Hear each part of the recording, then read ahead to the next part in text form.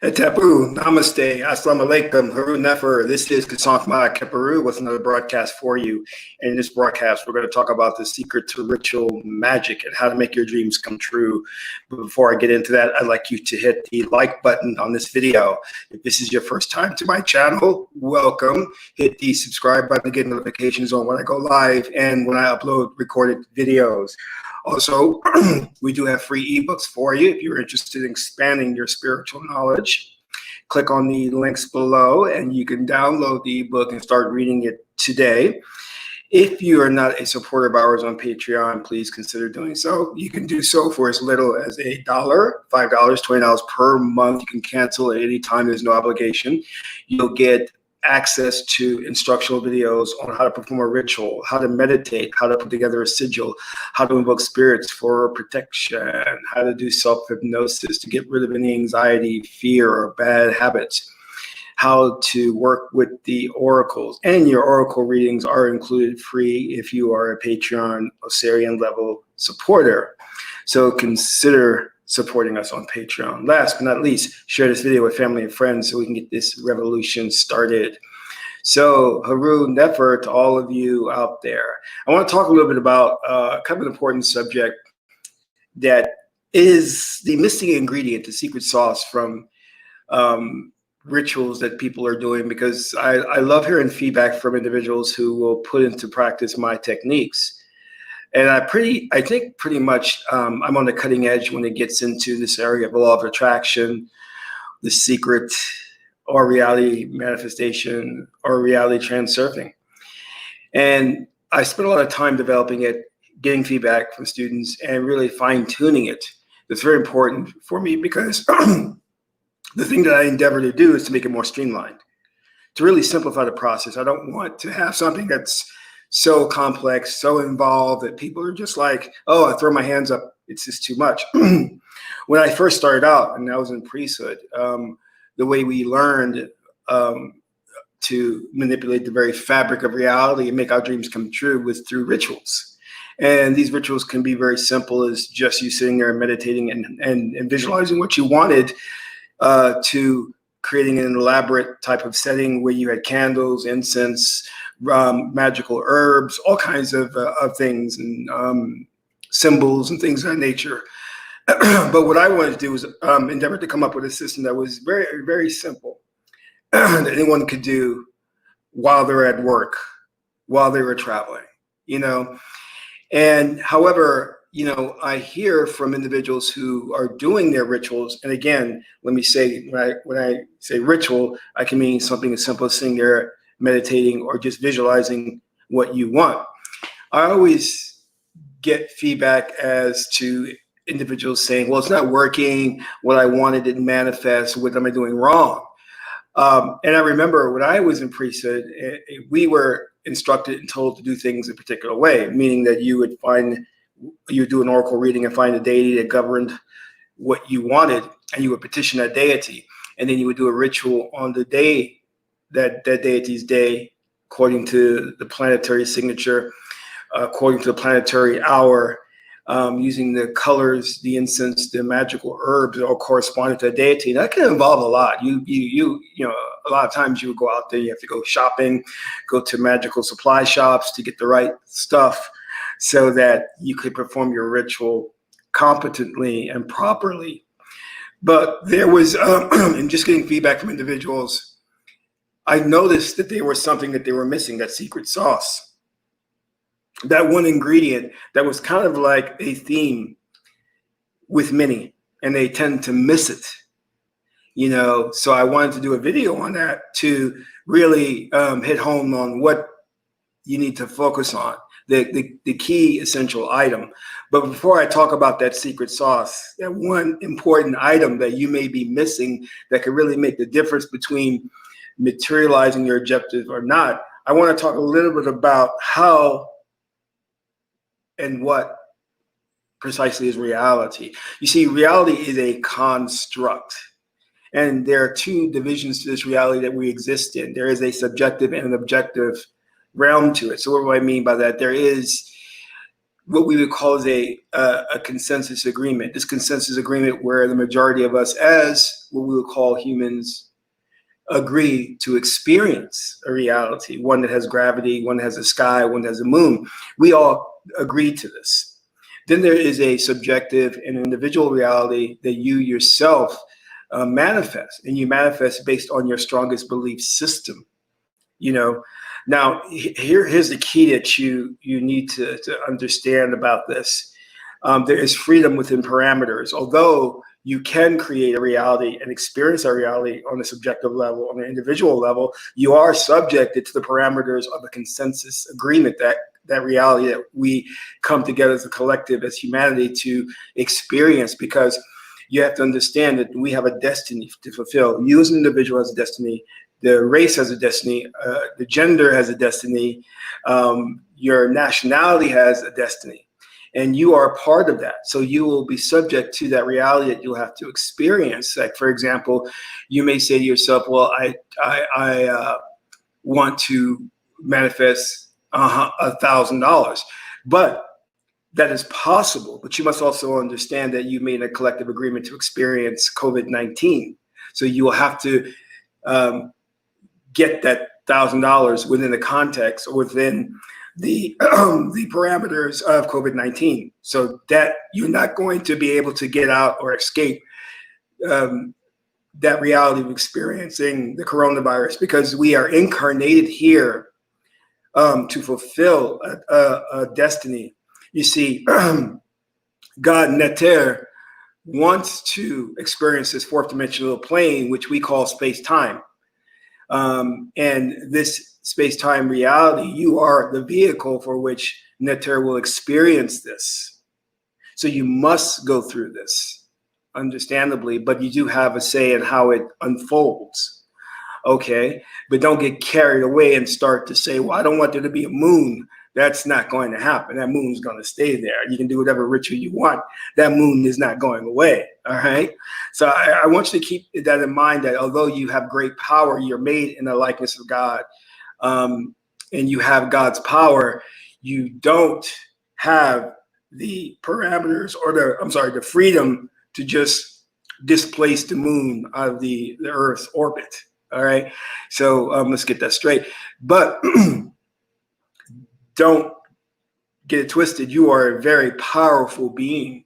You're so powerful that you are creating a reality that's unfolding right before your eyes, and you don't even realize you're doing it, because it is an automatic process. It is a subconscious process.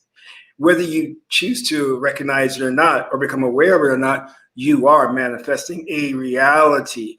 And the ruling elite, the cabal, knows this. This is why they do everything they can to subliminally influencing you to manifest certain realities, certain scenarios. See, everything you're going through, you're manifesting it, but you don't know you're doing it. And because you don't know you're doing it, you're being manipulated to manifest that reality. You see, the key is to get it under control, to recognize the fact that you are God, that you are manifesting reality, and to flip the script and say, listen, I don't want the cabal anymore to manipulate me. So you cut that umbilical cord and you start becoming a free being. As in Haru, your goal is to become Haru, to have a free will. That's what the deity, the Kemetic deity Haru, symbolizes: free will. And in enacting that and coming into your power, you didn't recognize that you can manifest a reality and experience that. You're not subjected to whatever comes your way, whatever fate deals you. You're not subjected to that. But here's the key. You see, the subconscious realm, which we call the spirit, acts autonomously. It's going to do its thing. And as in the great Chinese oracle, the I-ching, we have the 58th hexagram, which is the cauldron. And what's in the cauldron? Whatever you put in the cauldron. So you go throughout your life and you undergo these experiences, these ideas, the dominant ideology of the Western world, and that becomes part of what's in the cauldron. And those are the belief systems, the ideas. And because you're not filtering these things out, they are allowed to penetrate the deepest recesses of your subconscious mind, and your spirit, again, the subconscious mind, does what it does, and it just manifests it. They'll say, okay, oh, wow, you have this idea. I will manifest this for you. And then you wonder, why is it that you have a succession of bad luck? Well, that's because you have not learned to awaken your true self, and filter out these things that are hitting you on a subliminal level, and sometimes a very conscious level. So as a priest of the Kemetic philosophy or Kemetic spiritual religion, I am always vigilant.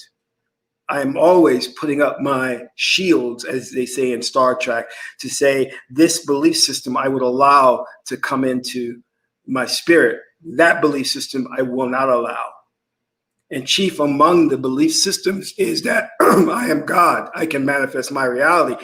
You see, the taskmasters, the preachers and the ministers are appointed by the ruling elite, the oligarchy, to program you and deceive you. And the way they do this is to tell you that in order to be saved, you must rely on an outside savior, a Jesus, a Buddha, a Krishna, or whatever, Muhammad. That's a lie. That is a way of them of robbing you of your power. So you believe that in your life, you are subjected to the whims of fate and that there's something you can do about it. And the only way that you can come into favor with God or whatever is to accept the intermediary, to accept Muhammad, Jesus. But you set yourself up for failure by placing your power, placing your faith in an outside entity that really cannot save you. We call this a permission slip. You're giving, by accepting the idea of an external savior, you're giving yourself permission to exercise your power, when really you don't need that. Your power is within you. You don't need a ritual. You don't need a magic wand. You don't need an herb. You don't need a Jesus. You don't need a Muhammad.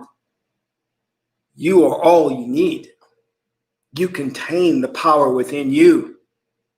But you see, this is how the ruling elite wins, is because they indoctrinate you into the belief system that, hey, you need that outside savior to save you because by nature you're a sinful creature, which is another lie. And therefore you buy into that and you basically cut yourself off from your power. You see, you must understand that you're in a matrix, all right? And this matrix conforms to your will. There are no rules. You determine the rules. If you tell reality that you are a sinner and you have no power, reality or the matrix then conspires to make it so, to rob you of any ability to exercise your power, because you told reality or you told the matrix this is what you want. The matrix will conform to whatever is your strongest belief system. If you have a firm belief that tomorrow, or a diehard belief that tomorrow you will come into $1,000, the matrix will manifest $1,000 for you, sure enough, tomorrow, if your belief is strong enough. I had a woman come to me, and we were getting into this discussion about religion and all this, and she kept coming to this discussion about different gurus that gave her different ideas about what reality is or what life is all about, and she was very unclear as to who is right and who is wrong. And I just looked at her and I said, let me just simplify this for you. There are no rules. Whatever you believe is how it is. Let's boil it down to that. If you believe an orange rock has power, the matrix will make it so that it has power. This is because, again, you must trace it back to its origin, is that you are God. You are having a subjective experience. You see, the only thing that really exists in this reality is you. You are creating a holographic experience to where you can interact with it and manifest it. This matrix is a mirror. So you look in the mirror with a frown, and you're wondering when your life is going to turn around, when you'll be happy. Well, the mirror is only reflecting your present state. So looking into a mirror, waiting for your reflection to smile is ridiculous. And that's what most of us do. You must understand that you must smile for the reflection to smile. You see, the law of state transference says that state transfers. You, whatever you want the world to be, you must first be in that state, and then it will conform to that. If I say, why is the world full of pessimistic people, angry people? Well, that's because we're in some way, shape, or form, I'm pessimistic and I'm angry. And if I want the world to change, I have to adopt that frequency, that vibration for it to happen. Of course, there are certain rules and things you have to abide, which I'm going to go into, but I want you to understand that first.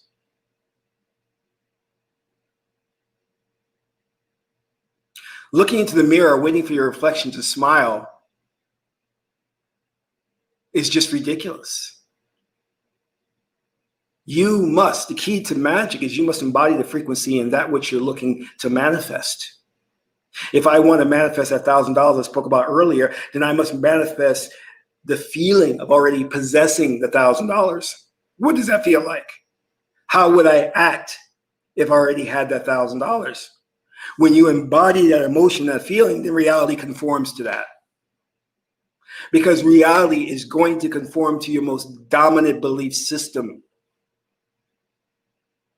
This is why one of the keys to ritual magic is consistency. Individuals think that because they do one ritual, they're done and they wait for something to happen. No, no, no. You see, you're building a reality, your world building, and it builds in layers, okay? Now let's get to that secret I was talking about. You see, when I was doing the rituals, I just followed what the high priest told me to do. I didn't understand it. I had no working knowledge of how things work behind the scenes. I just knew that if we did what he said, it would result in me getting what I wanted. And it was true. But it was also important that I understand the mechanics of it. And this is why people get trapped up and they miss the important thing. All right, so you do your ritual. You sit down, you meditate, you visualize what you want, right? And the most basic form of a ritual is having an image of what you want, whether it's a car, a house, and then sitting down, looking at that and visualizing yourself there. That works, right? But there's a key ingredient that many miss, which is why it doesn't manifest in our lives, you see. In fact, there's two. Let me give you the first one. The first one is sincerity. You must honestly want it to the core of your being. It must excite you. Because emotions, see, the matrix or the universe does not understand verbal language. It cannot comprehend the words, give me, I want. It only understands emotions. And when you have a burning desire and passion and want for something, then it understands that language because it's an emotion, and emotion is a frequency. And everything's a frequency. Nikola Tesla told us this. Nikola Tesla says, if you want to understand the secrets of the universe, then understand frequency. Your emotion is a frequency. Okay, so we have that down. That first thing is you must have that burning desire, that want. It must be your highest excitement. Now, the next thing is, and this is the key to where even I missed out as an adept or initiate. I would sometimes do my ritual, and sometimes I would get a result. Sometimes I wouldn't get a result. And I would say, well, why is it inconsistent? What am I doing wrong? And it was just one little thing I did wrong that I'm going to save you a lot of trouble and heartache over. You see, Shakti Hatepu, how are you? Descendant of enslaved Igbos in America, Hatepu. When you perform your ritual, it is very, very important that you ignite the senses. You see, the sense of taste, smell, sound, touch brings what you want into this fourth dimensional plane. This is why in a ritual, you're told to light a candle, burn an incense, and you're putting different colors and plants and herbs there so it can awaken your senses. Because when you ignite the senses, you make what you want a reality. When your senses are not engaged, there's no emotion behind it. And when there's no emotion behind it, there's no frequency. Therefore, the universe cannot understand what you're communicating. But when you put the color candles, you put the jasmine, you put the magical plant that smells oh so good. When the cloth is pink or red or purple, your subconscious mind responds to that. What you desire then becomes real.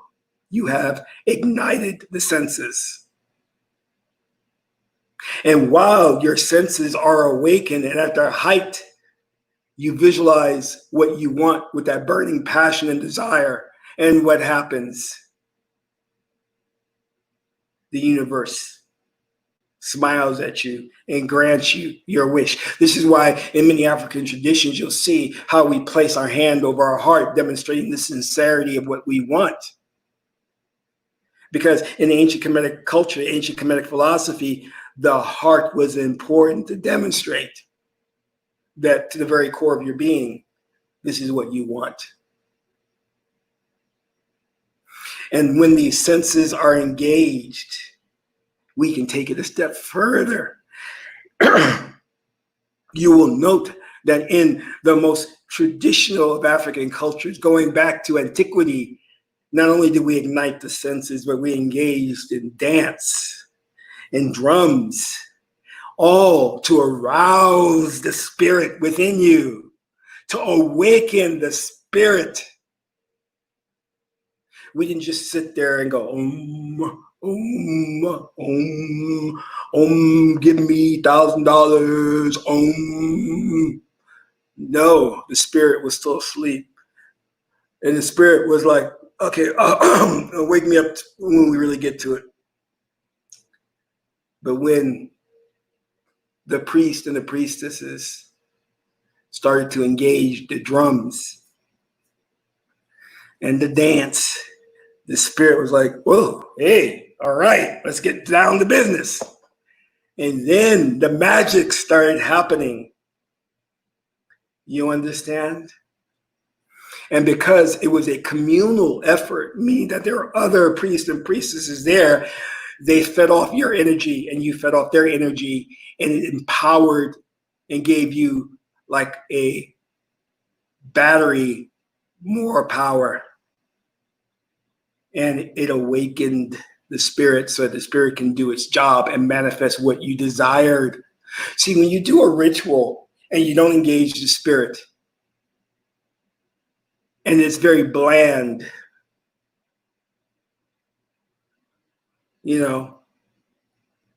don't expect results.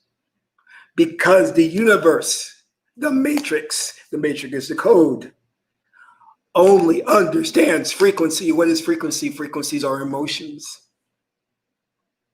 What is the burning desire that is within you? How do you invoke that desire? Through awakening the senses, through engaging in it. That is the secret. And of course, then there is consistency. You don't just do it one time. You have to wash, rinse, and repeat. Keep it going. Keep it going until you see the fruits of your labor. And we usually say it takes about 28 days, 28 days, which is a full moon cycle, for what you want to manifest, depending upon what it is you're looking for. If you're looking for $1 million, you may need to give it a little more time. If you're looking for $500, you could get that within 7 to 14 days. But you should never doubt that the magic doesn't work. The magic works.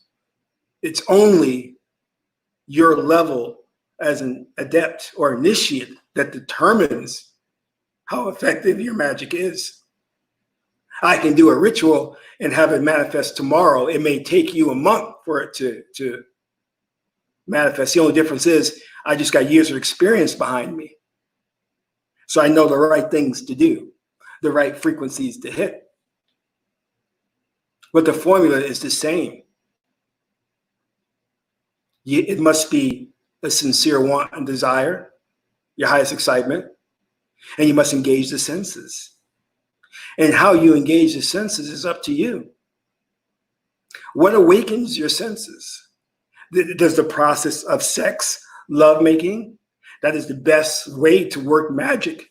Get your mate and you guys get down to business. Screw her brains out, screw his brains out. And then when you both reach the orgasm, the climax, hold in your mind's eye a visualization of the objective and watch it come to fruition. Nothing wrong with getting down and knocking boots or whatever the terms they use for sex.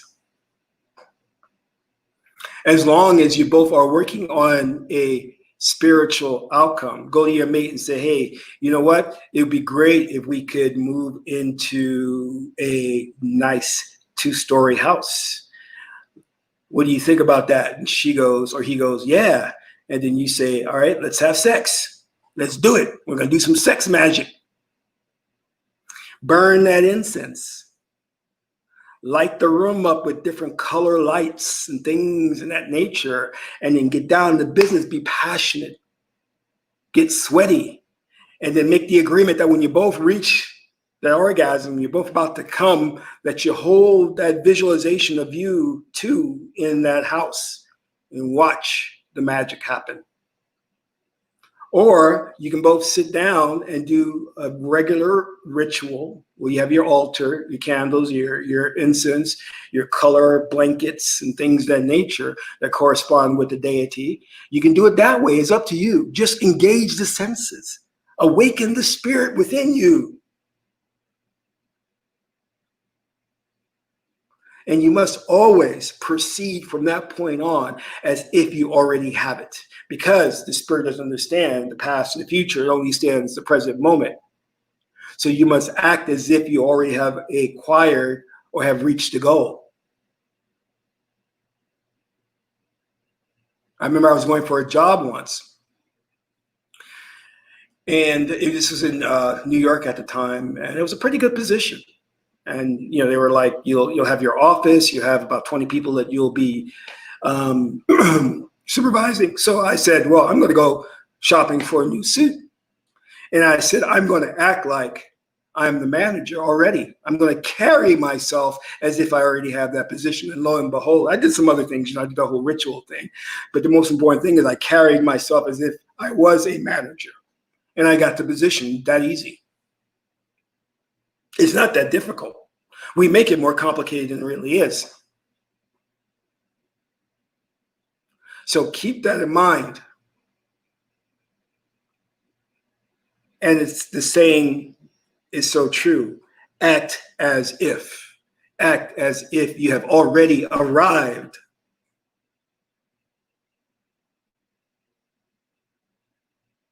Believe in your own power. Believe in yourself. Don't ever let somebody take your power away from you, saying, you must believe in this savior. You must believe in this magical statue.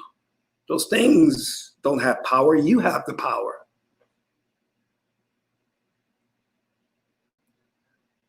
Now, some of you may come to me and say, Kasok, you know, I did that. We engaged the ritual. We had fantastic sex. Well, it didn't work. Well, then you need to go to the oracle and find out why it didn't work. Because I guarantee you it's probably this. Some of us are so entrenched and indoctrinated into Western ideology that we thwart our own efforts at success. Let me say this again. Some of us are so entrenched, and I talk to you guys, I know you are, in Western ideology, that you'll say one thing, but your belief system is diametrically opposed to that. You'll say, I believe, Kisak. I believe that I've engaged the senses, if I'm consistent, and if it's my highest excitement, that I will obtain it. But you have been brought up in a left brain Western society. And what is a left brain? Left brain is concrete thinking. It doesn't believe in metaphysical, or it doesn't believe in the abstract. You're so embedded in that left brain thinking that, yes, on a conscious level, you'll tell me you believe in engaging the senses and you're working and you're doing everything. But how old are you now? 35, 25, 47? You spent that many years on earth in a left brain education of life. It's hard to purge yourself of all of that. It is very hard.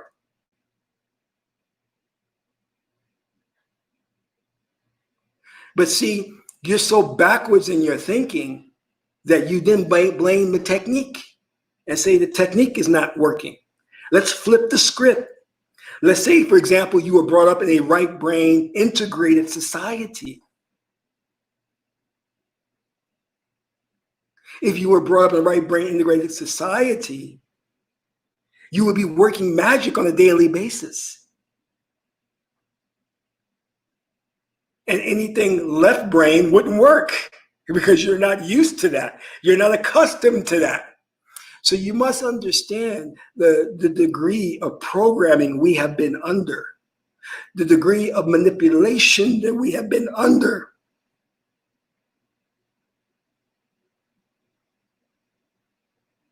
And at this point in your life, it's almost hardwired into you. Well, Kisank, how do we then deal with that? You deal with that through a process of cultivation, through consistency. You keep at it. You keep working your magic. You keep working your magic. And you focus on the process until you get to a point where that left brain Western ideology starts to disintegrate. That you have a shift in perspective, a shift in your outlook on the world, and you become an integrated right brain thinker. And when you become this integrated right brain thinker, you become more about frequency and emotions. You see, we don't understand what the hell's going on. Ooh, look at that. All right, baby face. All right. Oh, Dwaywu. Thank you, Dwaywu. See, we don't understand why you are such a threat to the system. Why people of color are such a threat to the system. You are a threat because you naturally become hardwired and built for magic. And the system knows that. This is why they have to eradicate you. This is why they have to depopulate the planet. Because by nature, you engage your senses. By nature, you work off frequency. You see, it's hard for you to be left brain. It is very hard for you to be left brain. But you've learned to adapt. But they want to make sure that you're entrenched in that left brain ideology. And most of us are not drinking the Kool-Aid, so they have to get rid of us. Because if they don't get rid of us, we're going to fall back onto our magic and engage our power, our emotions, our frequency.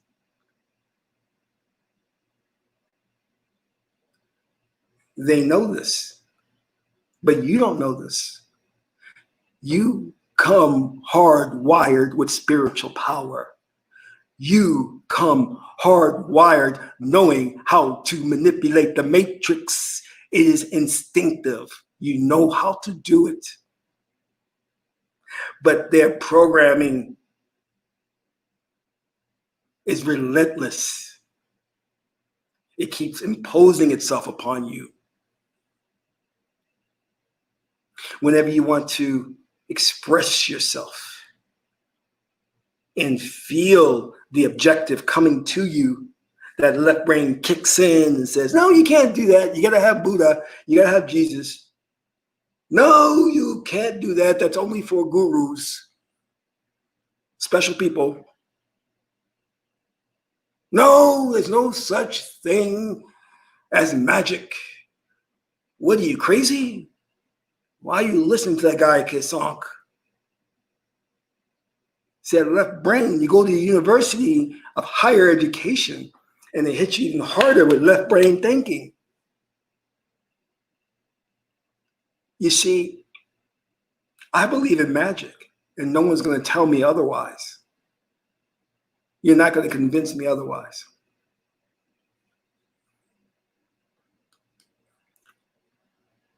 And the one thing I do know is that these left brain thinkers that are in power today don't know what they're talking about. They're clueless. See, the thing about them is, if you really get into their little inner circles and everything, they're scared. They're nervous. They have no idea how this universe works. You do. They have no idea. And they envy you. And they hate you for that. They hate you because you are the chosen ones. Look at what they did.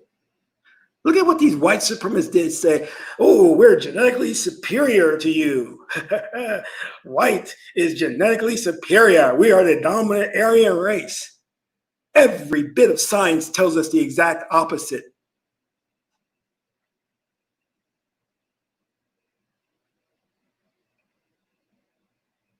But they had to put that lie and propaganda out there to fool you.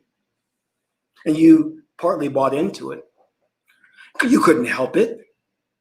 Because everywhere you turned, it was reinforced. You went to school, they taught you about historically white figures who accomplished all these great deeds. You went to religion, you saw all these white biblical characters. You couldn't help it. You were programmed to think that way. When in reality, you were the chosen one. You were Neo. You could manipulate the matrix and they could not. You see, they cannot, because they are left brain, divorced of emotions, engaging the senses. Although they can mimic it and have it come off kind of realistic, but the passion is not there. It's not there. And if we only tune in to that power and to awaken it and to come into a realization of who we really are, it's over and done with for the ruling elite. They could pack their bags.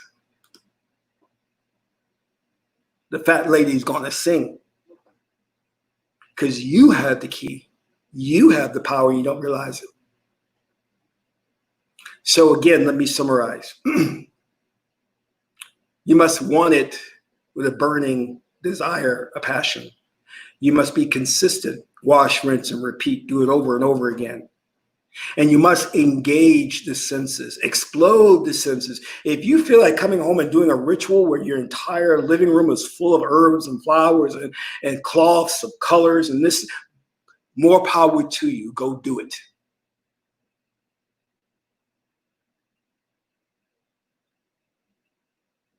Then sit back and act as if you already have attained it, and then watch it come into manifestation. And what you're going to see is you're going to see these beautiful synchronicities start to hit you. And that's the universe saying to you, message received. We are working on it for you. It's coming soon. Don't give up faith. Keep working, keep working, keep working. And what they don't tell you is that this little secret that some of the most powerful people who could manipulate the very fabric of reality were women. This is why in ancient Kemet, women were of such importance, because they were right brain thinkers. They were in touch with the spirit. Women were some of the first oracles, the first diviners, the first to communicate with God, the first to bring forth life.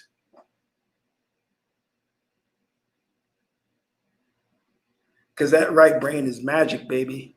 You get in touch with your right brain and you can perform wonders.